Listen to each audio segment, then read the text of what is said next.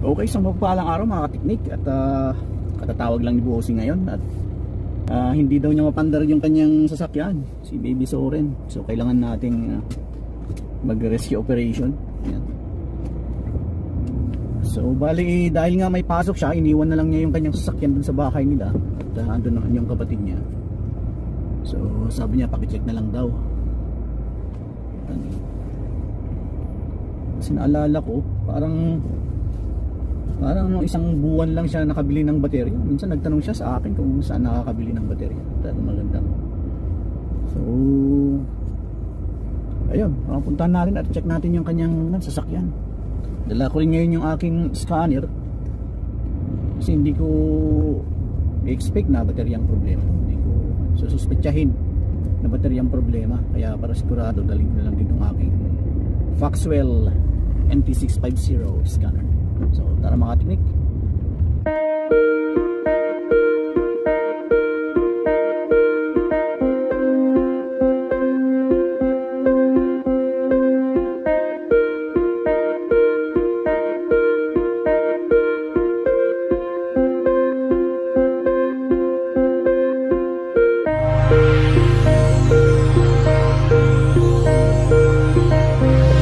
Araw na naman ay nagkaroon ng trouble tong Sorento ni Bossing. Hindi daw siya umaandar, hindi mapaandar pati sa kanyang remote. Ayan po, hindi siya nagre-response sa remote. Palaging naka-unlock po siya ngayon kasi binuksan ko na manually, so hindi siya malalak sa remote. Tumutunog lang siya paunti-unti. Ayan, may tunog pero so parang pakiramdam ko parang mahina yung baterya. Sukatan po natin mga katiknik. Tapos yan, pag pinaandar po natin, ayan o, namamatay po siya. Wala, parang walang baterya. So check natin mga katiknik. Try muna natin i-scan. Scan natin. Ito lang dyan yung aking scanner, OBD2 nya. So bakit natin i-scan? Kasi una-una yung baterya niya kasi bago pa lang bili. Wala pa yatang isang taon na binili niya. Kasi usually yung mga baterya natin tumatagal ng halos 2 taon. Sa akin kasi halos 2 taon yung aking baterya. Or maliban, bakit nalubat? Baka problema sa kanyang alternator. Alternator bang tawag doon?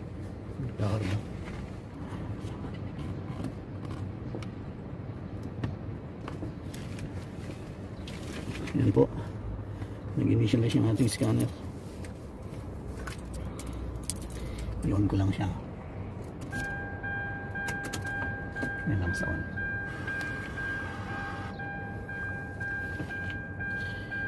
Tapos tayo ng OBD2. So nag-pa naman siya pag on. Parang may konting baterya pero pag ni-start na natin, pag nag-engage na yung engine, nawala.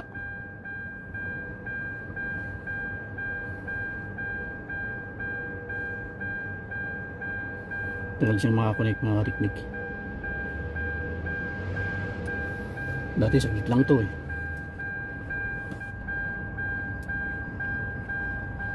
Tagal siyang mag-communicate.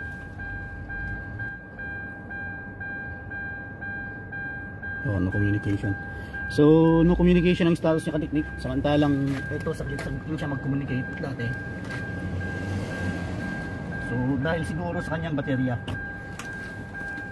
walang power na pumapasok sa kanyang baterya. Ngayon try natin buksan sa kanyang hood at sukatan natin ng multimeter naman.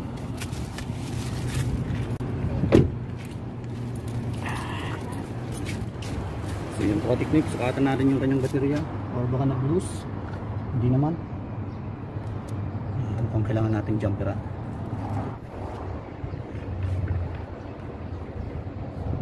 Mayroong supply bro. Meron siyang supply.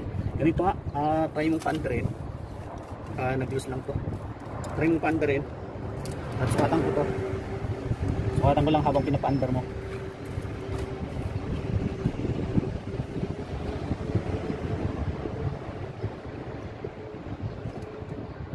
Ayun, bumababa.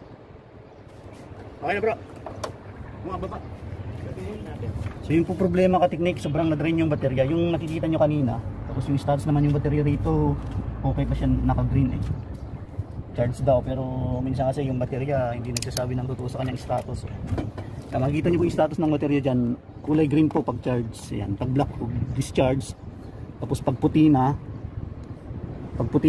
replacement na, sira na siya. Pero sabi niya naka-green siya pero nawawala yung voltahe pag pinaandar. So try natin jumperan gamit ng aking sasakyan. So ilabas lang po namin kasi nasa paradahan para lang mailapit ko yung sasakyan ko. So tignan po natin yung mga technique. Baka baterya lang yung problema. Jumperan po natin. Ito yung jumper natin. Yan. So jumper po natin mga technique. Punta dun sa aking sasakyan. Yan po. Tapos jumper natin dito. So ito lang po yung problema, basic lang po ito. Kailangan lang natin meron tayong pan jumper na nakabang pala.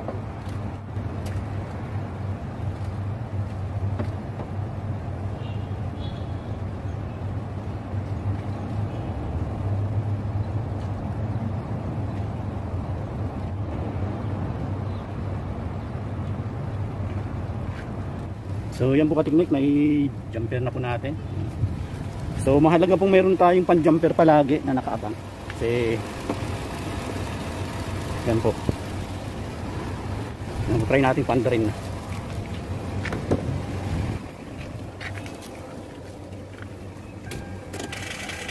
Ayun. Parang kulang pa ng pan. Parang hindi kaya ng baterya ko ah. So yan ka-technique, isprayin ko lang din ng kanto, baka yung kanyang mga kontak dito ay hindi maayos. Yan. Though hinintay ko lang yung kasama kong mag-start sa car habang buburburin ko yung kanito, yung kanyang accelerator kasi parang hindi niya kayang paandarin eh. So kailangan natin ng backup galing sa aking alternator. So, buburburin ko siya. Tapos ikaw mag-start ka. Pag sinabi mo start, start ka. Okay.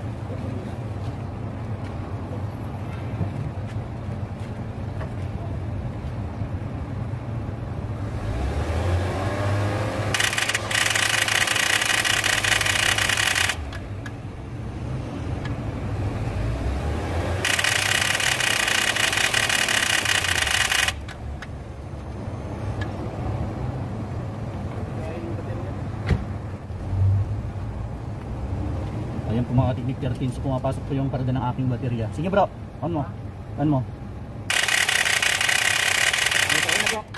Hindi kaya ng baterya ko. So yun po ka-technique, hindi po kaya ng aking baterya kasi yung specs ng kanyang baterya, titingnan nyo po kung ilang AH. Yung kanyang specs, sabi yung kanyang specs dito. Natin 12 volt, 70 AH. Samantalang yung sa akin 60 AH lang po mga ka-technique. Yan o, 60 AH po siya. So kailangan natin ng bateryang ganito rin, 70 AH. Ampere hour. Yan po mga ka-technique, 70 ampere hour. 6 hours later. Continuation po dun sa ating ginagawang sasakyan ni Bossing. Kung mapapansin nyo, yung baterya na palitan na eh. So napatunayan natin na yung luma niyang baterya is defective na. Hindi pa umaabot ng ilang buwan pa lang inaabot na sira na, kaya nagduda kami pwedeng na-discharge yung baterya dahil hindi gumagana yung alternator. So yun yung unang suspetsa. Pero napatunayan ka-technique na yung baterya nga ang problema. Which is ilang buwan na yung 10 months pala. Ang maganda naman kasi dahil may warranty, pinalitan ng bago. Yan po. So ang ginawa nung pinagbilhan niyang shop lang, pinahiraman siya ng baterya dahil yung bateryang kukuhanin niya, yung bago, kukuhanin niya sa mismong distributor, which is medyo malayo. So pinahiram muna siya ng baterya, pansamantala ito yung ginamit na baterya. So papalitan natin to ngayon. At yan, tingnan natin ang technique. So ito po yung ipapalit. Ito yung bago. So binigay itong libre dahil nga cover pa siya ng warranty. At ang pagpapalit po ng baterya ay napaka-basic lang din po. Kailangan lang natin ng saan na ba yun? Close wrench. So yun po ka-technique, basic na basic po ang pagpapalit ng baterya. So tinanggal na po ni Bossing yung support dito. Actually may support yan. Tinanggal na po niya. So kailangan lang po natin ng close wrench na 10mm. Ayan po, pwede ring open wrench. Kasi minsan hindi sumusuot yung pan dahil sa kapal.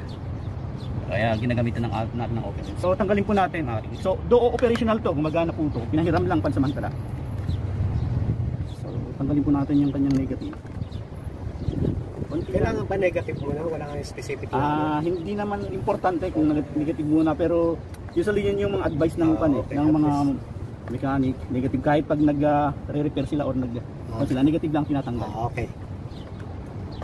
Yan yung mga advice nila. Po.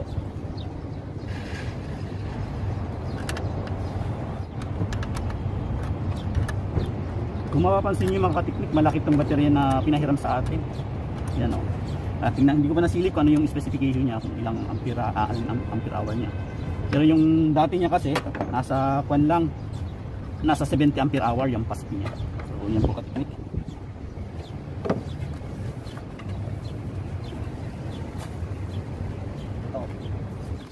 Same model. Ayan po.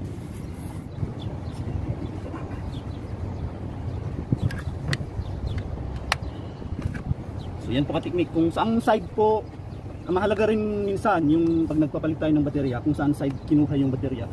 Yun din sa model nila. Tapos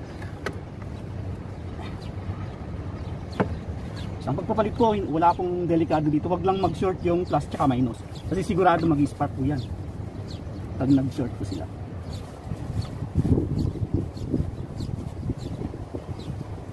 Ayan. Ayan natin.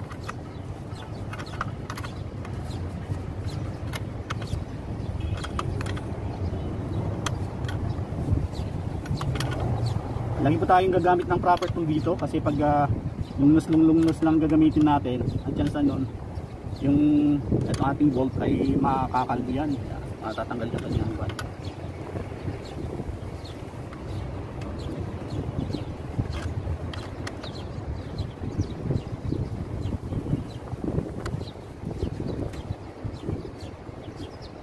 Sa negative mga technique.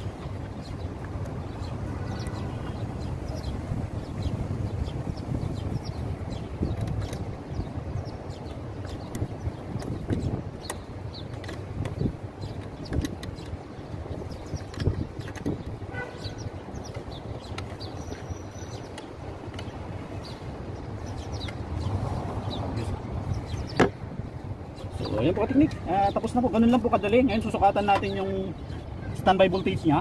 Yan po, nasa 12.63 or 64. Ngayon papanda rin na po natin. Yan, nakikita natin na kung alalaman natin na kung ang alternator ay operational pa or gumagana pa, kung ang kanyang voltahe pag pinaandar natin ay angat sa nasa 13.5 mga ganun. So at least parang 1 volt ang dadagdag na ka-technique. Kasi po paanda rin po natin. So habang pinapandar po ni Bossing, start po niya bumagsak. Ayan po, nakita nyo po, naging 13.8 po yung baterya. Ay yung voltahe. So ibig sabihin, gumagana yung kanyang alternator, yung baterya lang talagang may problema. So ganun po, kasi yung 13.9 or 14 volts, so 1.5 yung halos dumagdag na voltahe.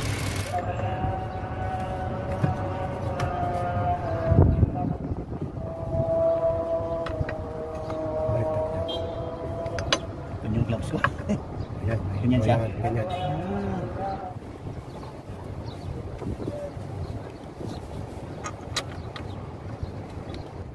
Ito ang technique.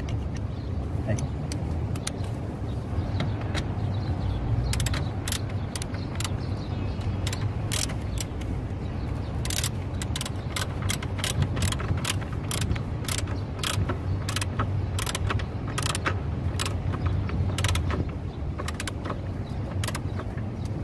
Talagang saktong-sakto yung kanyang baterya. So, yun lamang po mga teknik at maraming salamat ulit sa inyong pagsubaybay at sana patuloy yung suportahan natin.